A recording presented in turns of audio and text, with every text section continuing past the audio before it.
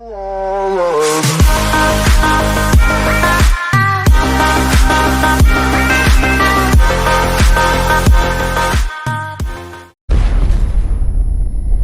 5. Air France Flight 152. Air France Flight 152 was a scheduled international passenger flight originated from Paris and was destined for Tehran, including stopovers in Rome and Beirut. The aircraft completed the first leg of its journey quite uneventfully, landing in Rome without any incidents.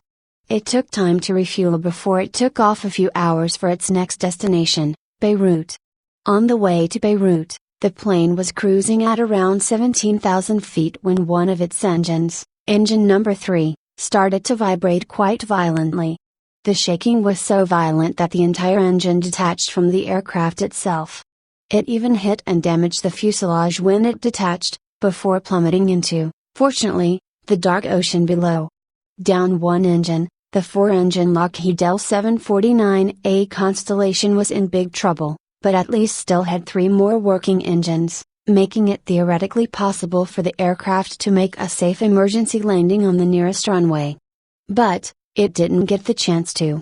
The damage created by the loss of Engine 3 was so great that soon after, Engine 4 also started to shake violently, causing the pilots to lose control over it.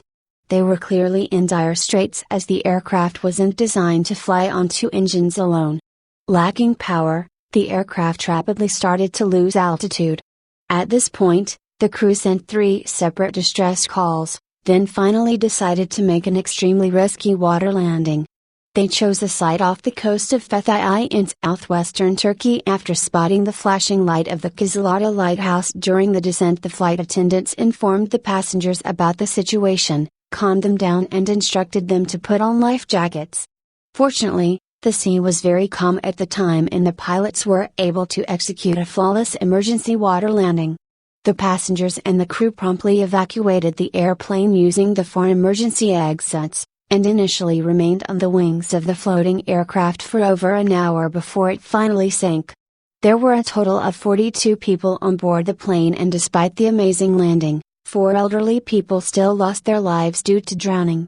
However, T-6 casualties would have been a lot more if it weren't for the perfect landing executed by the pilots. Number 4. Garuda Indonesia Flight 421. Garuda Indonesia Flight 421 was a scheduled domestic flight operated by Indonesian flag carrier Garuda Indonesia, traveling a relatively short 388-mile trip from Ampenan to Yogyakarta. The plane, which was a Boeing 737-3Q8 and is the first 737 to be added to the Garuda Indonesia fleet. The flight started quite normally and was already on the approach to its destination when it encountered by a very uncharacteristically strong thunderstorm. The size of the storm can be visibly seen ahead of the aircraft and was being detected by the plane's radar, but the crew still decided to fly through it anyway. The pilot saw a chance to squeeze the huge plane into a relatively calm gap in between 2 storm cells, which sounded like a pretty good idea at the time compared to the alternative of circling around the storm. In hindsight, I think everybody on board should have opted to circle around and just have the flight slightly delayed. They made for the gap, but as soon as they entered, the aircraft was bombarded with heavy rain and hail. Just a minute and a half later, as the plane was descending to 19,000 feet, both of the plane's engines experienced a flameout. A flameout is when an open flame inside the combustion chamber of a jet engine gets extinguished. The loss of flame can have a variety of causes, such as fuel starvation, excessive altitude, compressor stall, foreign object damage deriving from birds, hail, or volcanic ash, severe precipitation, mechanical failure, or very cold ambient temperatures caused by, you've guessed it, severe weather conditions. Number 3, Tunender Flight 1153. Tunender Flight 1153, UG 1153/Tux 1153, was a Tunender Airlines international flight from Bari International Airport in Bari, Italy, to Jerba Zarzas Airport in Jerba, Tunisia. On August 6, 2005, The Tunenter ATR-72 ditched into the Mediterranean Sea about 18 miles, 29 kilometers, from the city of Palermo. 16 of the 39 people on board died. The accident resulted from fuel exhaustion due to the installation of fuel quantity indicators designed for the ATR-42. In the larger ATR-72. It was also Tunenter's first fatal accident in the 14-year history of the company. The flight was under the command of 45-year-old Captain Chafik Al-Garbi, a skilled and experienced pilot with a total of 7,182 flight hours. The co-pilot, 28-year-old Ali Kubayir Al-Aswad, had logged 2,431 flight hours. Both the captain and co-pilot were well acquainted with the ATR-72, having accrued 5,582 hours and 2,130 hours in it, respectively. The aircraft, an ATR-72-202, had its fuel quantity indicator, FQI, replaced the night before the flight, but technicians inadvertently installed an FQI designed for the ATR-42, a similar but smaller airplane with smaller fuel tanks. Ground crews and the flight engineer, relying on the incorrect readings from the newly installed FQI, loaded the aircraft with an inadequate amount of fuel for the flight. On the flight from Bari to Jerba, both engines cut out in mid-flight. The aircraft's right engine failed at 23,000 feet, 7,000 meters. The aircraft began to descend to 17,000 feet, but 100 seconds after the right engine failure, the left engine also failed at 21,900 feet, 6,700 meters.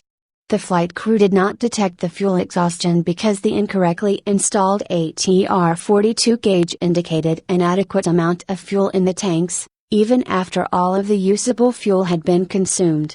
After the engine failure, the captain requested an emergency landing in Palermo, Sicily.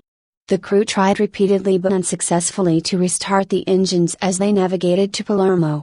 The ATR glided for 16 minutes, but was unable to reach the runway and the plane was forced to ditch into the sea, 23 nautical miles, 43 kilometers, 26 miles, northeast of Palermo International Airport at a speed of 145 miles per hour, 65 meters per second, 233 kilometers per hour. The aircraft broke into 3 sections upon impact. The entire aircraft floated for some time after the crash, but only the central fuselage and the wings remained floating. Patrol boats from Palermo arrived 46 minutes after the ditching and began the rescue and recovery. Number 2, Flight in 687 Ma. Flight in 687 Ma on the 11th of December 2013 about 3:30 p.m. Hawaiian Standard Time. A Cessna 208B with registration number in 687 Ma incurred irreparable damage when it was forced to make an emergency water landing into the Pacific Ocean near Kalapapa, Hawaii when its engine lost power. The airplane was operated by Mechanic Air. The flight departed from the Kangapapa Airport on the island of Molokai with Honolulu as its destination. Just 2 minutes into the flight, problems with the engine had already started in Oriton. The pilot reported that shortly after takeoff from runway 0.5 at an altitude of about 400 feet above ground level he began a left for downwind departure. Shortly after passing 500 feet the pilot motioned toward the power lever to reduce power for the climb when he heard a loud bang followed by an immediate loss of engine power. The pilot continued to turn toward land, verified the fuel valves were on and observed all engine gauges displaying 0. The pilot realized the airplane was not going to make it to land, rolled the wings level while broadcasting a mayday distress call. Shortly after the airplane landed with an open ocean water and a flat or slightly nose-up altitude. All the passengers and the pilot exited the airplane through the rear ride and the airplane remained on the water's surface for approximately 25 minutes before it sank. 1 passenger swam to shore and then the United States Coast Guard and MUI fire and rescue helicopters saved pilot and 7 passengers from the water about 80 minutes after the ditching. Number 1, Northwest Orient Airlines Flight 293.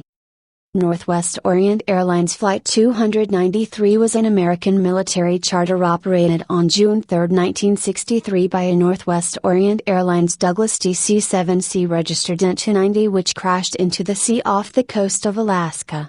All 101 crew and passengers on board were killed.